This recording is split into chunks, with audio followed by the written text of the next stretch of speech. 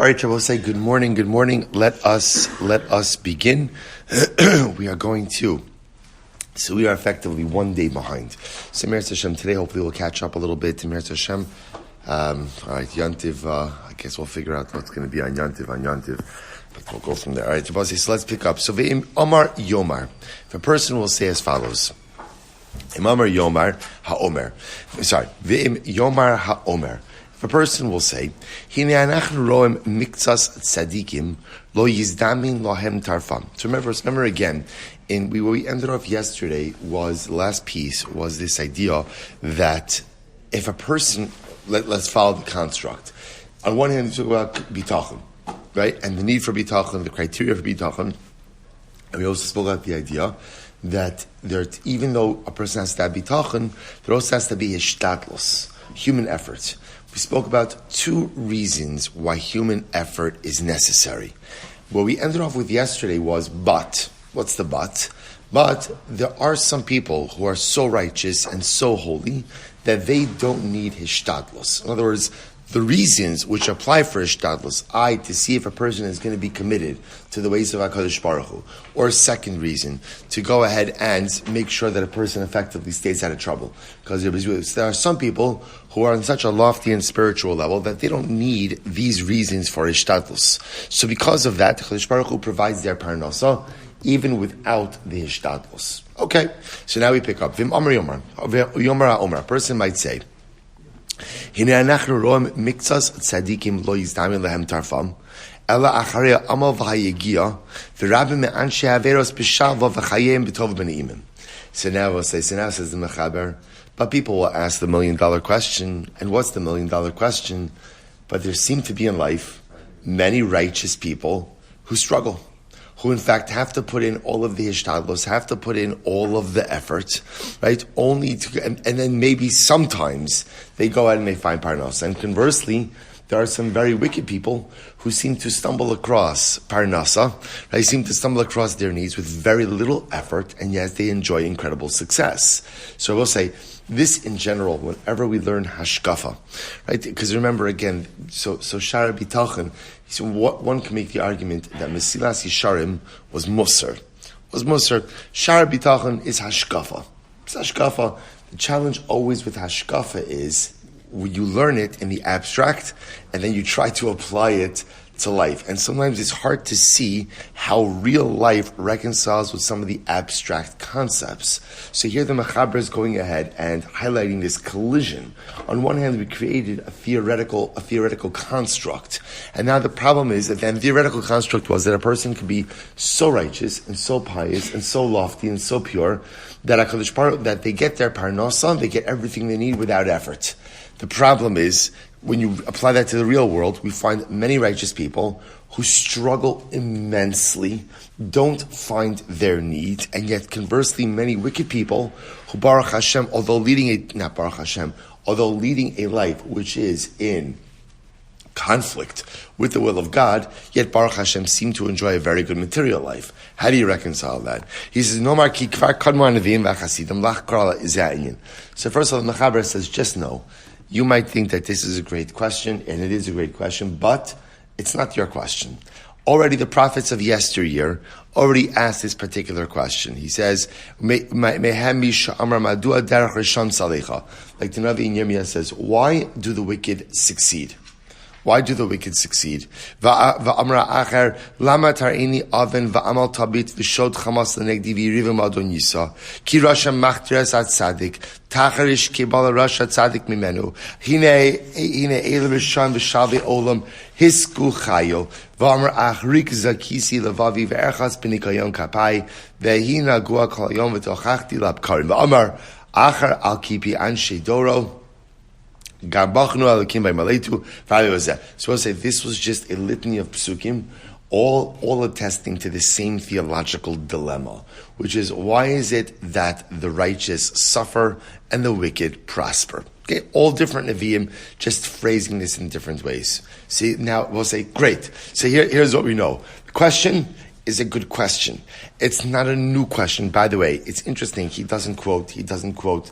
One of the earliest recorded source of this question is actually Moshe Rabbeinu in the beginning of Chumash Shmos.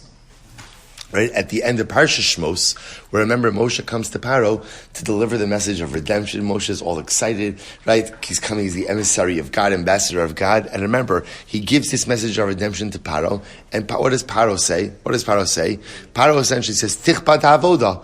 You have time to dream about freedom. That means you have more time to work. Let the work intensify. That's when he takes away the straw from the people. And Moshe Rabbeinu turns to HaKadosh Baruch Hu and he says, Lama hari osa la'am hazeh. Why have you dealt so terribly with this people? And the commentaries essentially say that Moshe Rabbeinu is asking, Tzadik v'ralo, why do bad things happen to good people? In other words, why are you punishing these people so they didn't do anything? They didn't do anything, so why are you doing this to them? So it's interesting. Okay, he doesn't quote, they quote some of the Nevi'im who say a bit more explicitly. Good. So what says the question is a good question. What's the answer? So watch this. He says, here's only one problem. The prophets ask the question, what don't they do? What don't they do? They don't answer it. They don't answer it. He says,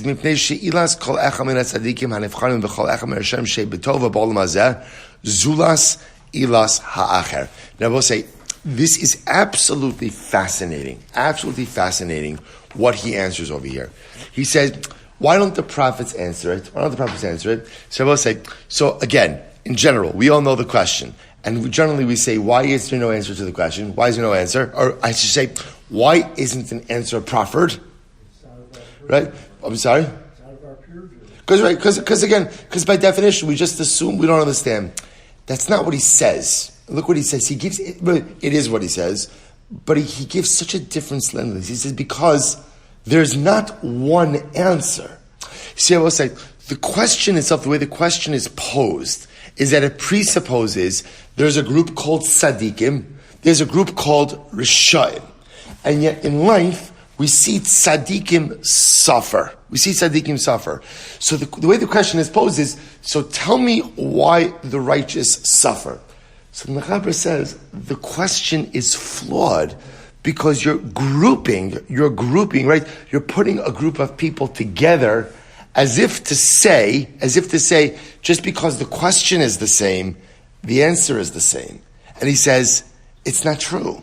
And the same thing, by the way, for the wicked. Why do the wicked prosper? As if to say, all wicked people are in the same boat, right? There's the wicked chevra, right? They should get jackets, right? They're the wicked chevra. So we ask but you're wicked. So why as if to say there's just one answer for this entire chevra. I will say, I've never thought about it this way. In other words, we've all thought about the question.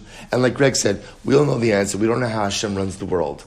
But there's this nuanced piece in the answer of it. There's no group of human beings to which divine judgment applies in the same way.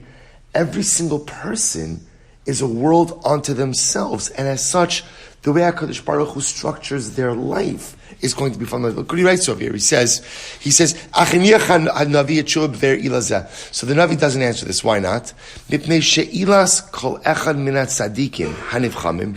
we'll say the reasons which apply to each of the righteous, the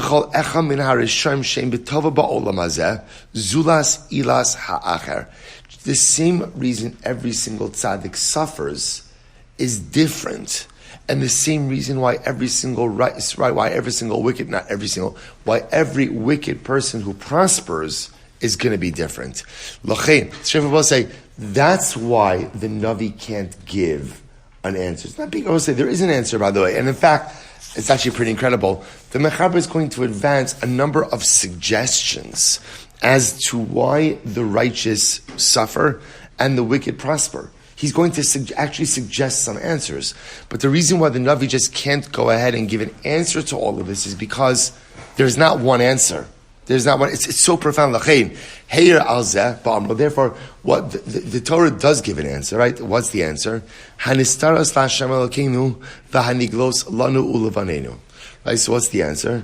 The answer is there are hidden things that are within the purview of HaKadosh Baruch Hu and revealed things that are within our purview. And therefore, ultimately, again, the Chacham said as well, Shlomo HaMelech said, Im Oshek Rosh v'Gezel Mishpat Tzedek Tira b'Medina Al Titma Al HaChayfetz. Hatzur Tamim Pa'alo Kikol Drachav Mishpat. Shabbos say, the Torah does give an answer. What's the answer the Torah gives? It's the non-answer answer, right? The answer is there's a plan to how HaKadosh Baruch Hu runs the world, right? But that plan is obscured from us, right? That plan is obscured from us. Ultimately, again, there are certain things that are hidden, only revealed to HaKadosh Baruch Hu. And just believe that HaKadosh Baruch Hu is the Rak, who is perfect, for all of his ways are justice. So there is an answer. There is an answer. But Lamais, again, the answer is often beyond our paragraph. We'll say, let's go a little bit weiter. Ve'im kol zeh, re'isi leva'er be'inyan hazeh. So we'll say, this is incredible. And this really, really gets very exciting. I have to figure out what we're going to do about this over Yontiv. Okay. All right. So I'll say, so fine. So listen to this. So the answer is very exciting, right? What's the answer? See, he says, I want to explain about this a little bit. So I will say, so right, so he says, Mashiyya bo ma'at haspaka va'omer, ki aponim asher ba'avurim yumana me'atzadik is damnus tarfo ad shitrach alavi bachin bo. So I will say, so first of all, over here he says as follows. He says, don't think that there aren't reasons associated with this. There are reasons. In other words, so I will say, here's sometimes, let me just take a step back here for just a second. I will say, when bad things happen, is there a reason why bad things happen? Is there a reason? Of course. So I say the whole chap in this world is there's nothing that is random. The challenge is trying to go ahead and understand why bad things happen. And I will say it's a double challenge, right? Challenge number one is trying to understand something, Challenge number two is understanding that you yourself may never actually understand what the true reason is. So we kind of live in this tension in Yiddishkeit. So let's play this out. Let's say, again, Chas v'shalom, something bad happens to me. And I will say, what's my avoda? What's my avoda? Right, what am I supposed to do with it? So the truth is, the Gemara says something bad happens to you, yifashvesh b'masov. Introspection. I will say, there's also this very interesting dialectic, right? Because what happens, if let's say something bad happens to your friend, right? What's the one thing you should never say to your friend? Right? What'd you do, right? Right? You should really introspect, right? You should really assess for introspection. And I will say, we have biblical precedents for that because the truth is, that's what Eov's friends did to him. We're going to talk about that. Eov's friends, when he's suffering, say, Eov, whoa, what did you do to deserve this? Now I will say, were they wrong? So they're not wrong in that terrible events are an opportunity for introspection. But that's not what you say to someone else, right? In other words, how do I relate to someone else's negative events? The truth is not my business. I'm there to support, right? I'm here to help you. I'm not there to judge. But when the person undergoes the events themselves, it's absolutely a springboard for introspection. What could it be? Could it be that something is misfiring in my life that is causing this event? At the same time, I also recognize that not every negative event or setback event is a result of sinful behavior. There are bad things that happen to good people. And so the shaila becomes now, what do I do with those bad things? Right, so we have to stop here for today. All right, we have to stop here. Okay, like to the best parts over here. So this will say, so this is, I should not tell you, coming attractions. So coming attractions is the mechaber is going to advance a number of different ways to look at how when bad things happen to good people. What could possibly be the divine plan for why HaKadosh Baruch Hu visits misfortune upon even perfectly righteous, no one's perfectly righteous, but righteous people, Meretz Hashem, coming attractions tomorrow, Shkoyach.